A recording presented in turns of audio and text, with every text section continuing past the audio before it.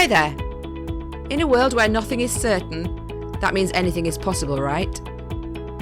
If you want to fulfill your dreams and desires, you are in the right place. You absolutely can have a life of happiness.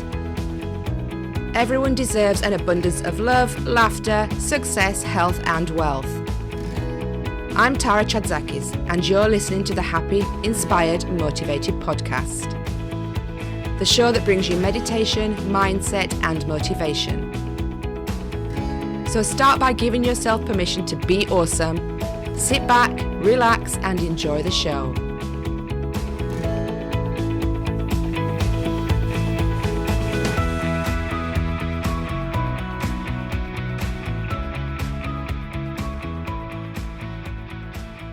Hi, and welcome to this episode of Happy, Inspired, Motivated. Today, I am joined by Tyler Foley, and he has been in acting, in film and television for years, since he was about 6 years old. He's also an accomplished film and stage performer and has appeared in productions such as Freddy Vs Jason, Door to Door, Carrie, and also a musical. Tyler's passionate about helping other people confidently take stage and impact their audience with their stories. And he is currently the managing director of Total Buying, as well as the author of a #1 best-selling book, The Power to Speak Naked. So I'm so excited to bring Tyler to the show today to share lots of insights on how to get into your best self and step up and be confident and bold enough to do so. So without further ado, I'm going to introduce you to Tyler. So hi, Tyler, and welcome to Happy, Inspired, Motivated. How are you today? Oh, I'm doing really well, Tara. It's absolutely a joy and a pleasure to be here. I've been looking forward to this. Fantastic. Whereabouts are you based, Tyler? I am in the beautiful city of Calgary in the province of Alberta here in Canada. Nice. Is that where you were born, or have you moved there? Have you lived there all your life? Column A and Column B. I was born just outside the city and grew up just south of Calgary, and moved away when I started high school. I billeted, so I was out of the house at 15 and moved to Vancouver at 17, and then I've lived all over the world. I've lived in probably 8 countries and 30 cities, but nice. I keep coming back to Calgary. Calgary's home. It's where my wife's family's from. It's where we've made roots. Nice. And now I just travel for the fun instead of for vocation. So which was the funnest place that you lived? Funnest? Oh, I would have to say probably Brisbane was the funnest. And my most favorite, because the two are not the same, would have to be Miri Sarawak on the island of Malaysia. So not on mainland Malaysia, but on the island just south of Brunei. My favorite place to have lived was Miri. Okay, nice. But you keep getting drawn back home, so that's really cool. Yeah. So tell me a little bit about your what it is you do now, first of all. Currently, I have 2 companies that take up about 50% of my time each. One is a safety consulting business, so safety program evaluation and safety training. And then the other side is speaker training. I found that most of what I was doing with the safety came around to communication. And I had a whole bunch of people who weren't so much concerned about the safety side of it, but wanted to be just better public speakers, so that they could communicate not just their safety information, but their corporate directives. And so now for the last 6 years, I've been doing both, putting together safety programs and teaching people to be more confident public speakers.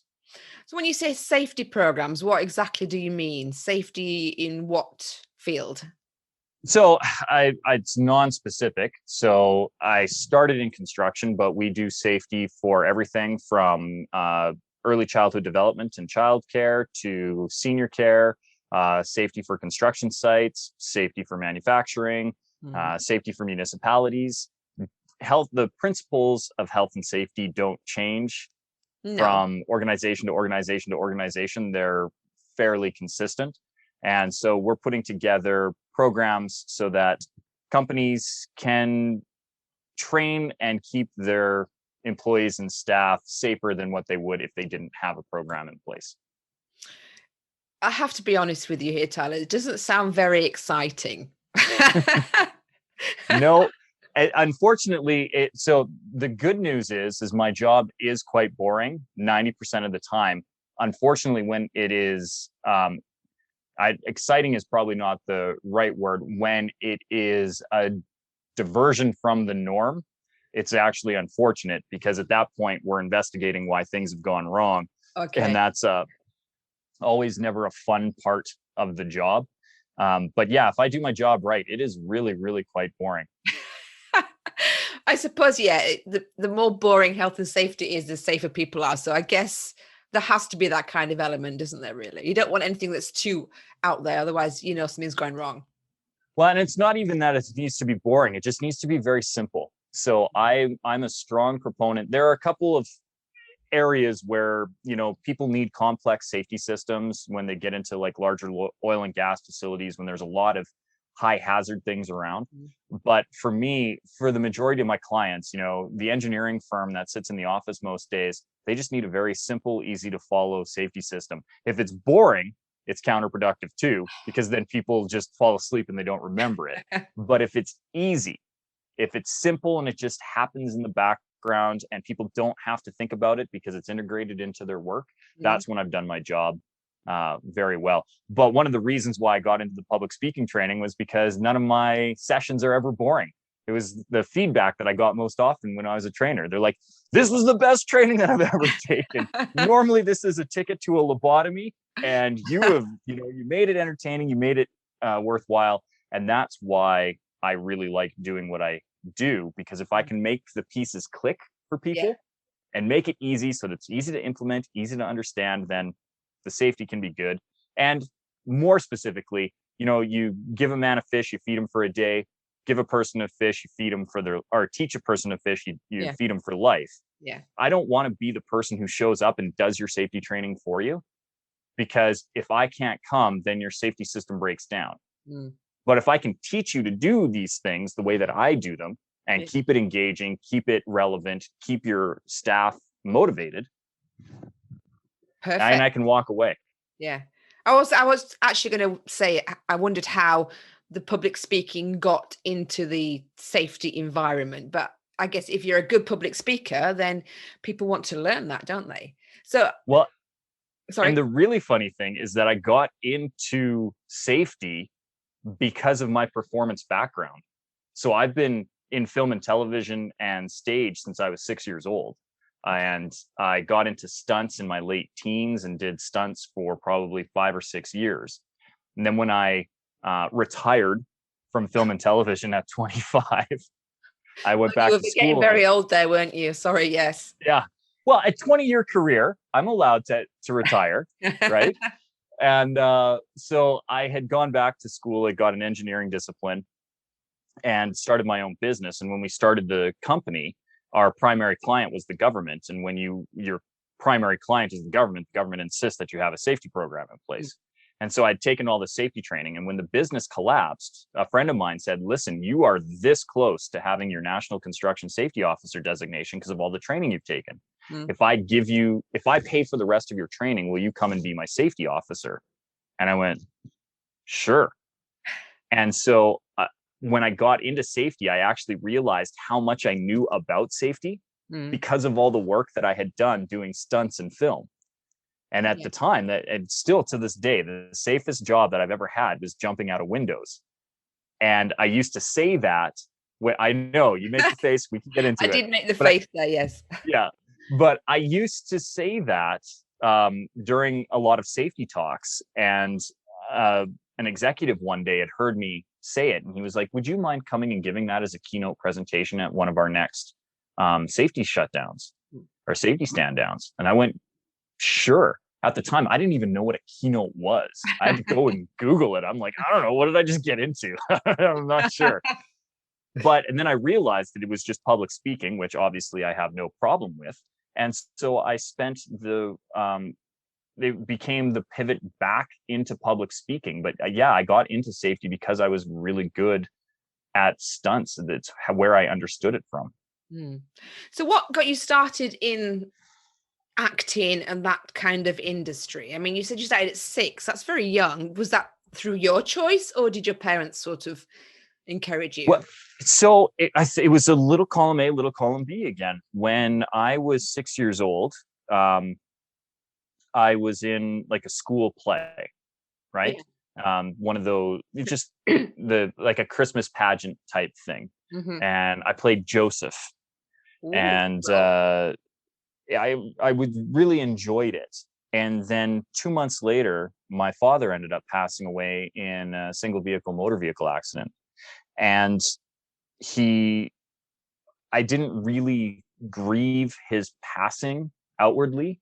And so I'm not sure if it was because my mom felt that I needed to have like some kind of emotional outlet, or if it was because my uncle and my aunt were fairly well connected into the arts. They were always artistic and had a lot of artist friends. I'm not sure how it yeah. evolved, but I got a chance to continue acting on stage because I'd shown this liking for it. I remember loving it.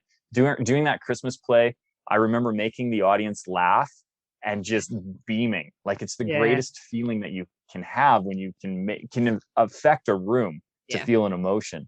And I was just hooked. And so it was a natural kind of progression for me and transition. And I've done it ever since. I've never not been an actor. I just didn't get on stage until I was 6 years old. And throughout my life, I will forever and always be a performer. It's innately ingrained into my DNA. I can't do a job. In fact, I have lost jobs. I have been let go of jobs because I'm too theatrical. And it's how it is. And I'm okay with that. If this is too much personality for them, especially in the engineering field, I got an engineering discipline and messed with engineers' minds on a daily basis because I'm just a little too much personality for engineers to handle. Well, when you go on with full stage makeup and feathers, sometimes it's a bit too much, isn't it, in the engineering world? What's worse is when I dress up in a frock, it throws them for a loop. I can imagine it does. So do you actually miss performing, or is your public speaking enough for you now? Well, so not only is the public speaking enough, I still do performance. So I had, again, retired for all intents and purposes, at 25. But it's one of those things where, people know who you are and what you do. And so I would get calls every once in a while. Can you come and do this play? Or are you interested in doing this project? Or I actually got 2 roles because they had cast them and the actors had decided that they didn't want to do the project, but they decided they didn't want to do the project like the day of kind of deal.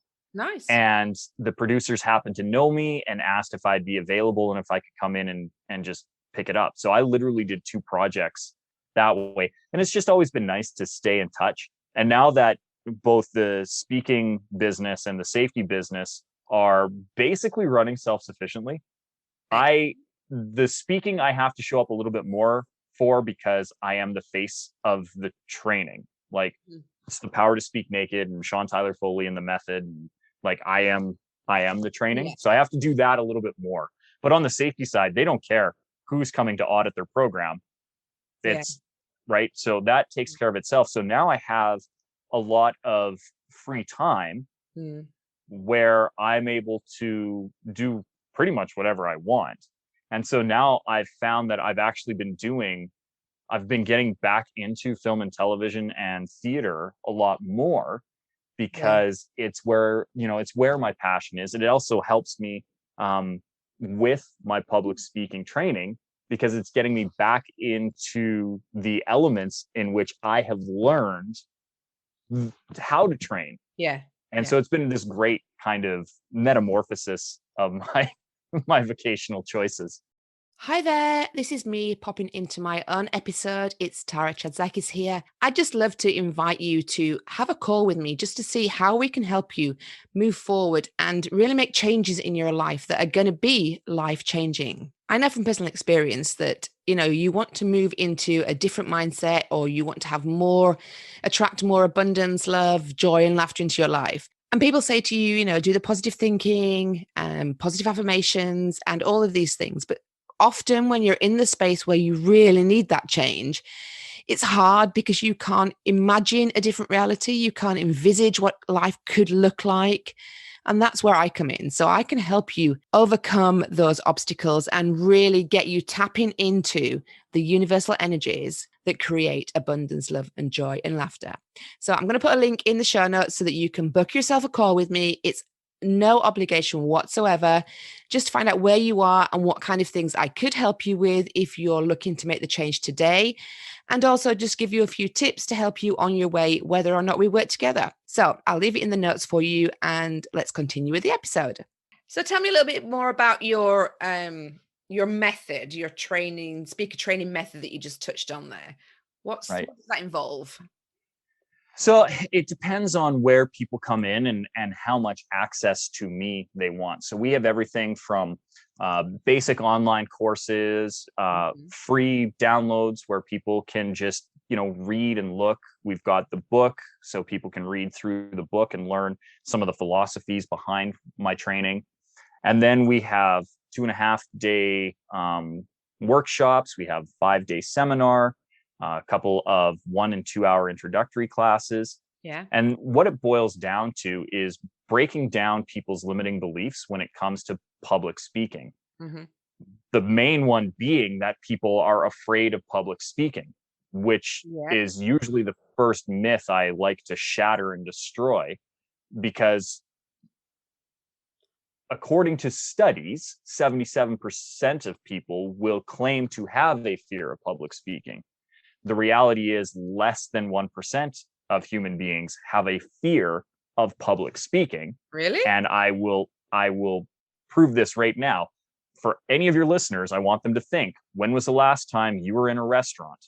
Now, I understand that we've gone through a weird 15 months, 16, a year and a half, whatever. So they may not have been in a restaurant for 2 years. But when was the last time they went to a restaurant or a coffee shop or a movie theater and they ordered food?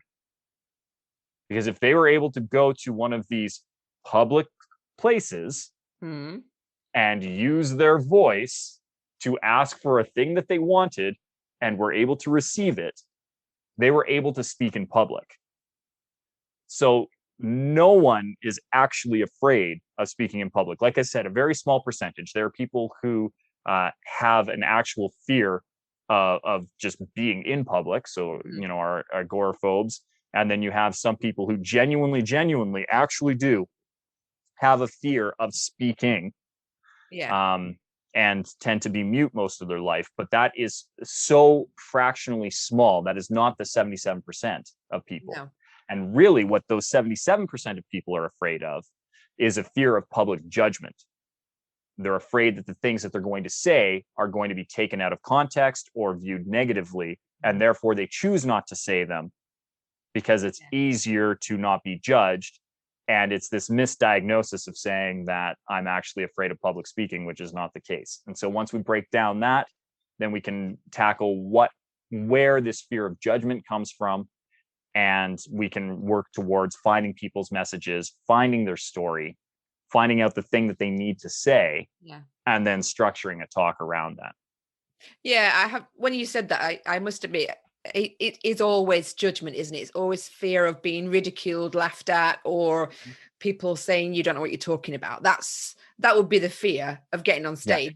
If you stood on stage and talked about something you're really passionate about and nobody was going to judge you on that, then that's a whole different ball game, isn't it?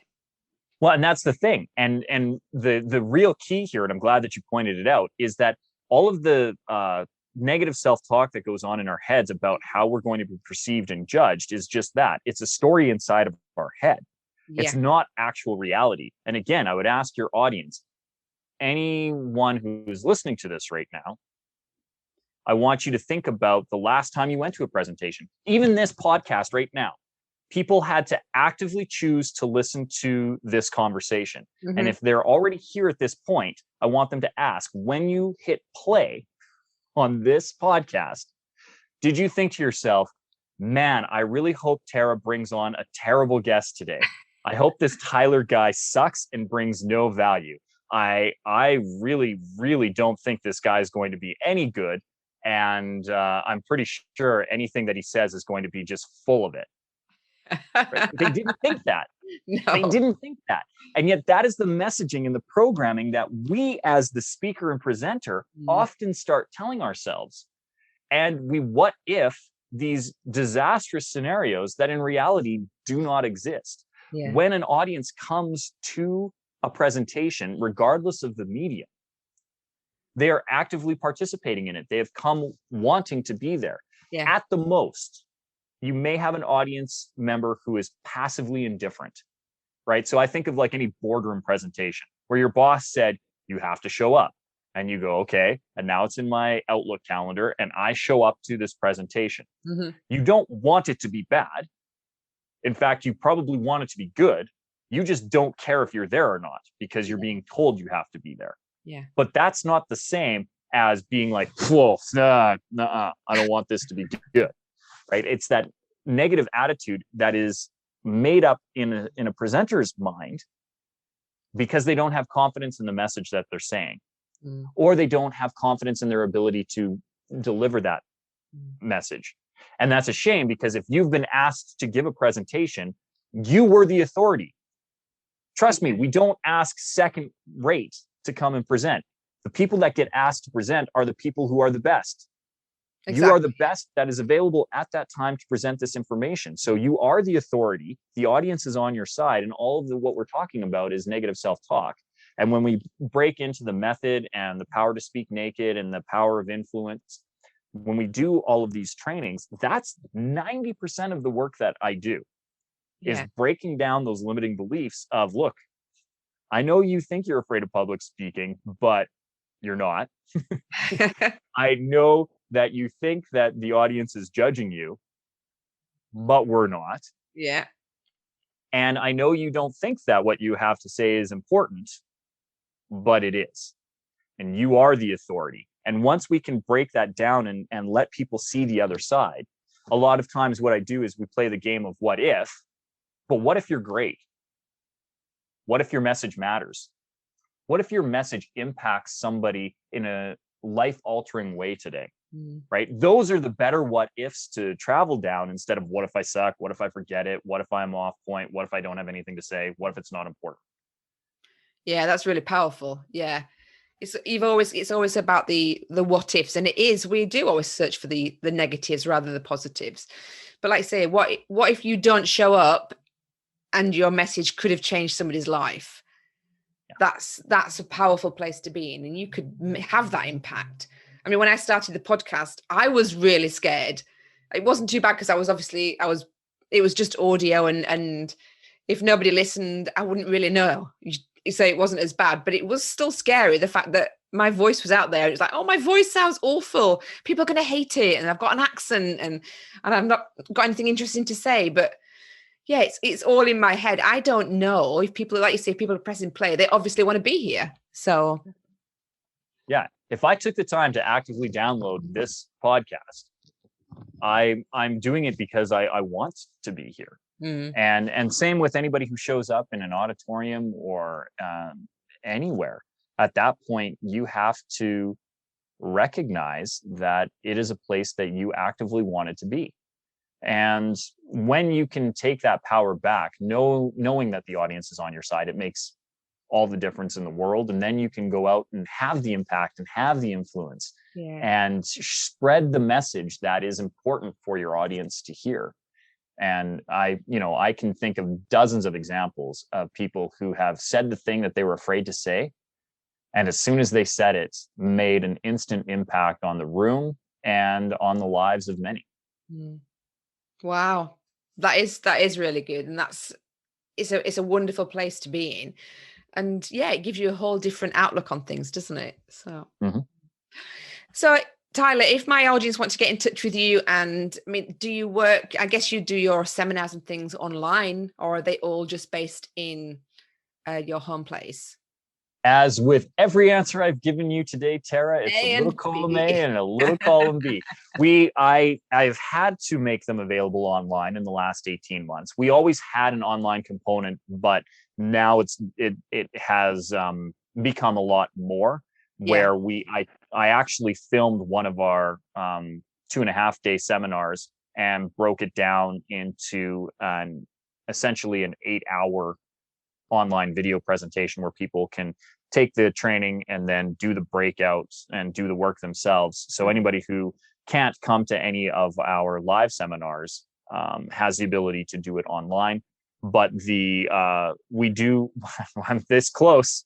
I had to postpone. My first date was supposed to be July 15th and 16th in Dallas and in West Palm Beach. Unfortunately, that was postponed until September, but it's getting close. Canada has finally said that we can start traveling again as of the mid-July. And now that I'm able to travel and I've got my vaccine, we are looking at all of the dates again. And I do the training presentations all over the world. And anybody who wants to know where they are, they can go to the website at SeanTylerFoley.com. And Sean is spelled the proper Irish way, SeanTylerFoley.com. And they can go there and they can get all of the training dates. They can figure out how, what is a best fit for them, whether they want some of the online training or they want to come to the online dates. But I would actually ask a favor of anybody who's thinking of going over to the website, Tara, and that is if they're getting any value from the Happy, Inspired, Motivated podcast and they like the guests that are coming on and they want to hear more of Tara and what you have to offer, I would ask that any guest who's listening to this right now, hit pause on your device and on whatever platform you're listening to this on, please take a moment to give it a 5-star rating, because that's really the only way that Tara can continue to bring guests on. That's how we find these shows. And so it's really important that you support it. If you're getting value out of this, that's the least you can do.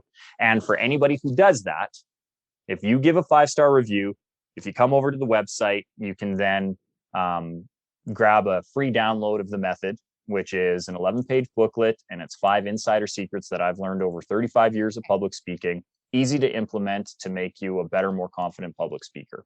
And that's my gift to them, but only, Tara, if they give you a 5-star review.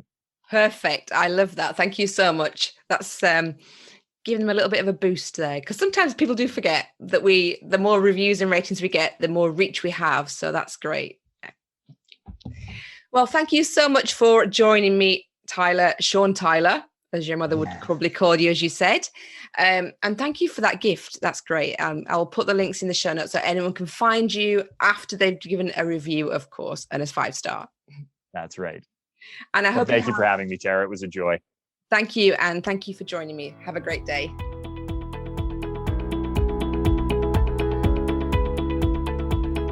Thank you for listening to the Happy, Inspired, Motivated podcast. I'll be back next week bringing more meditation, mindset, and motivation for your happy and successful life. To find out more about our community, go to tarachatzakis.com/happy, inspired, motivated.